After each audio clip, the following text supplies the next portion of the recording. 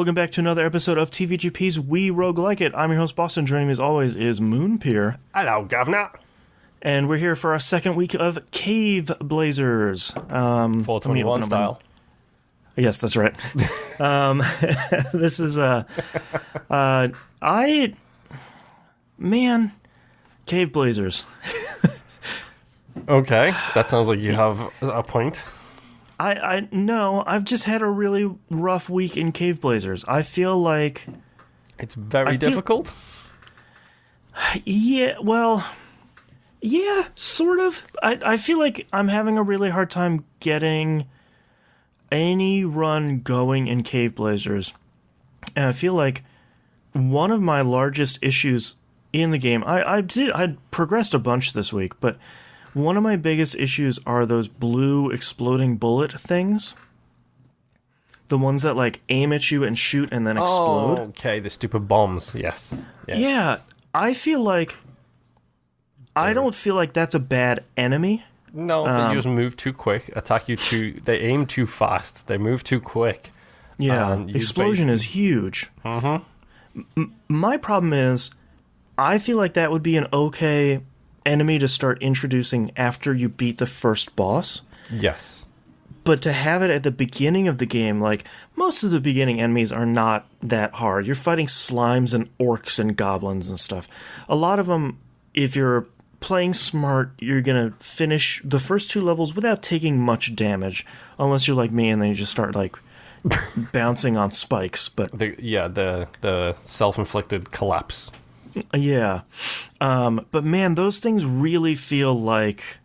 It feels like in Isaac when you do an Eden run, you're like, alright, I have no damage, my shots are going super slow. Cool, I just ran into like a super lust boss fight. It's like, this is where I die. Alright. Yep.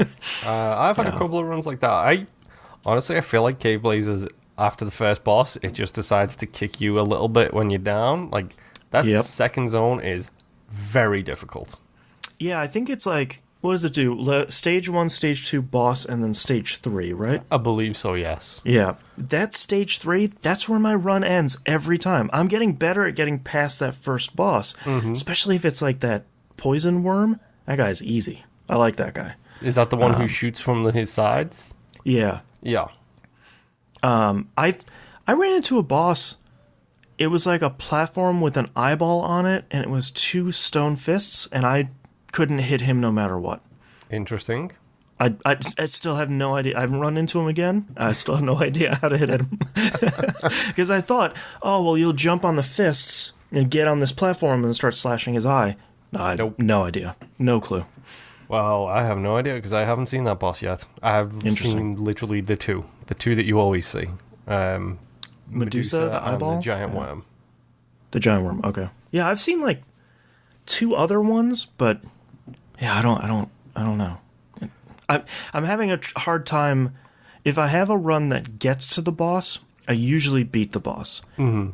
But I'm having trouble regularly getting to the boss. This week I had a whole bunch of runs that started and ended on floor 1. Ah, right. For a very specific reason in this case. Oh, okay. Now, I alluded to this before we went live, but there is a secret in the very first level. Is that thing you hit that lights up? Mm-hmm. Okay, I have not figured out what that does. There are 4 of them. In the first level? In the first level.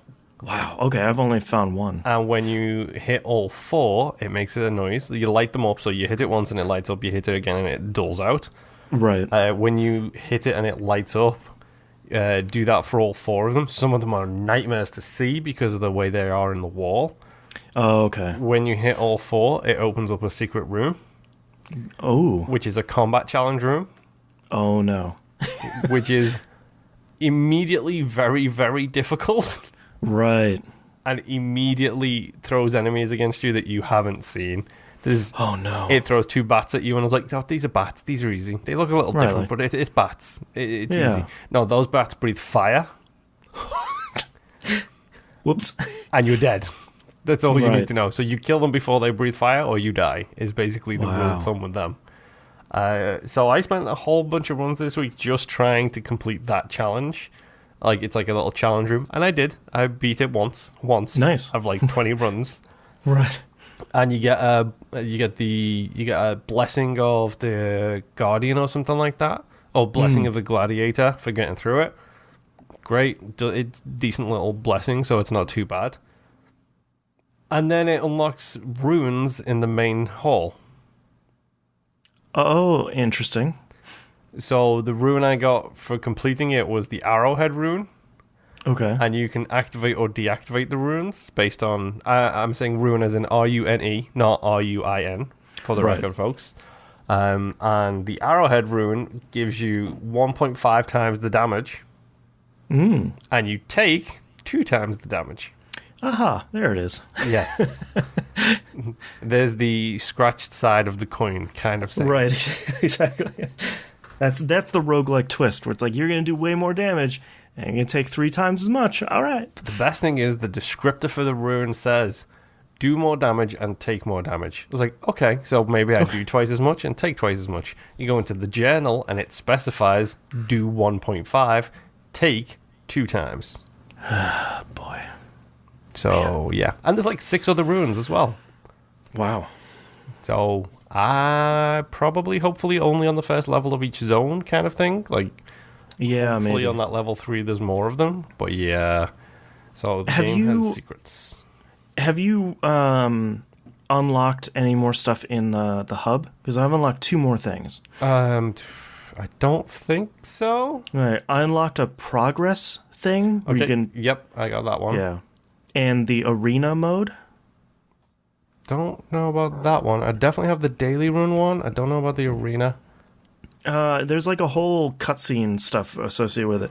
So I made it to the second boss once, and I wonder if that's when arena mode kicked in. Possibly, the second boss, by the way, has 2 health bars. Yay! When I went in and it was Medusa, and I was like, all right, I got this, no big deal. And I was like, why is the health bar orange?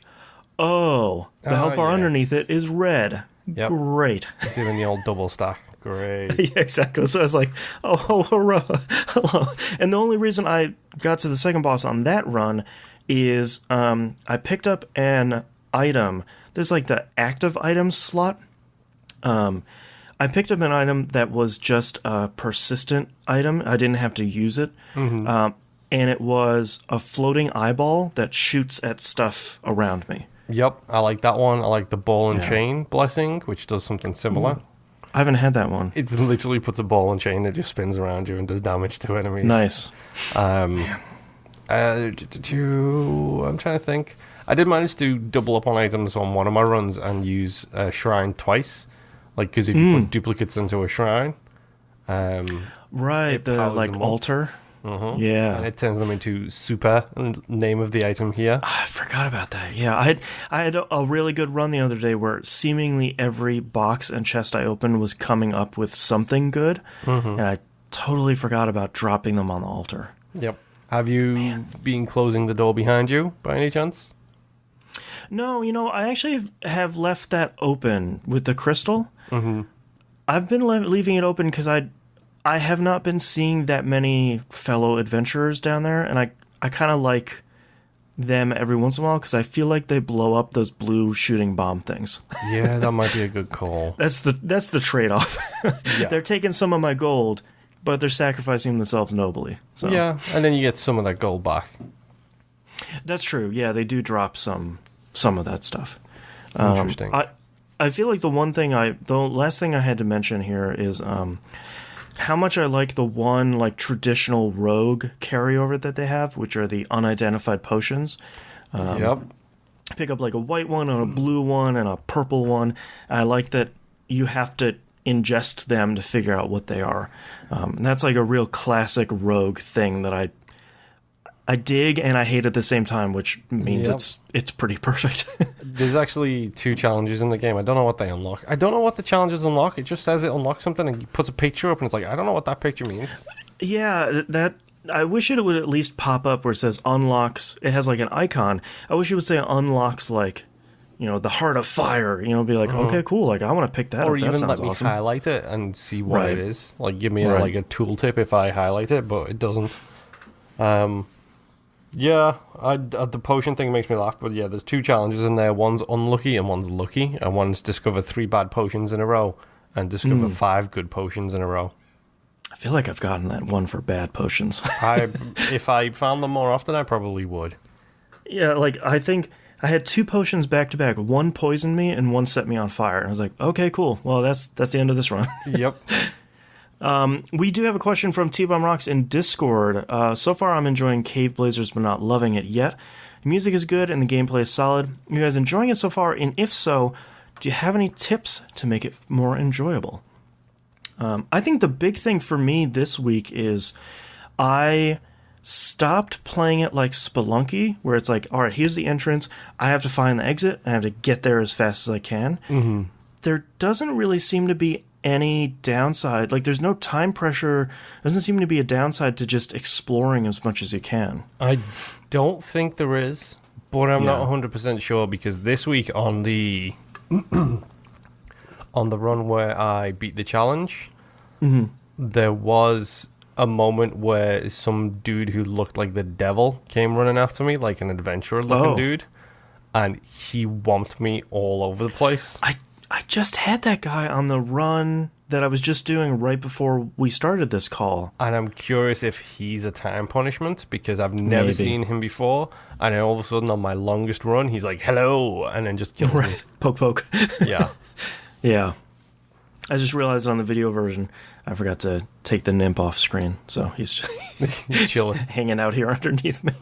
He doesn't even have his headphones on. Whoops. Yeah, I think for me, early game, it seems like that's been the runs I've had that have been most successful is break open every pot and crate and chest and everything just to try and get as many weapons and items and potions as you can. Because they seem to drop fairly frequently, as far as I can tell. Yeah. I don't know. Yeah. I mean, use the most you can. Like, explore everywhere, try and find everything. Don't be afraid to use your ranged attack, like, across a chasm. Like, you don't have to go over there and fight them. Especially for those stupid jumping bomb things. Yeah, might as well have them blow up their friends instead of blowing you up. Yup. Yeah. All right, any last things here for the episode? I feel like we're kind of progressing. Yeah, I think that's about it for me. It's interesting so far. I don't know how I feel yet.